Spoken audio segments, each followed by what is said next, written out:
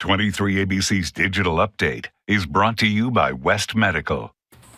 Good evening, I'm Alex Bell. Here's what's making headlines from across the county. The number of new COVID cases jumped back to over 1,000 in the last 24-hour reporting cycle, with one new death also reported.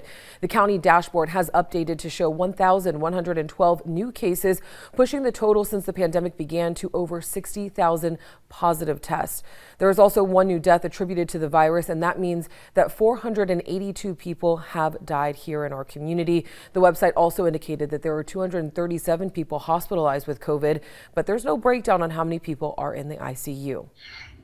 The cost to delay the 2020 Olympics until next year keeps rising. Organizers of the Tokyo Olympics say the cost to host the game now stands at $15.4 billion, and that's up from $12.6 billion last year. The increase is the cost to delay the 2020 Summer Games due to the pandemic. Organizers say some of the added cost is due to renegotiating contracts and putting additional safety measures into place to protect against the virus. The Olympics are scheduled to begin July 23rd. Brandon?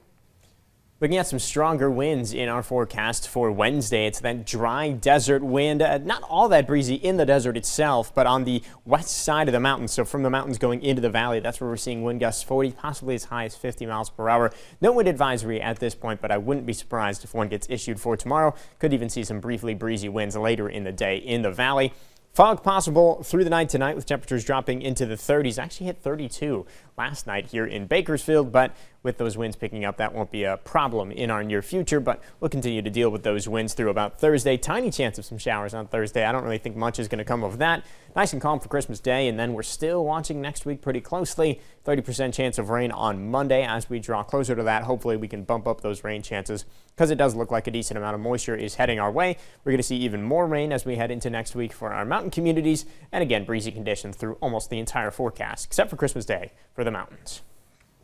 And that's your latest news and weather update. Have a good evening, everyone.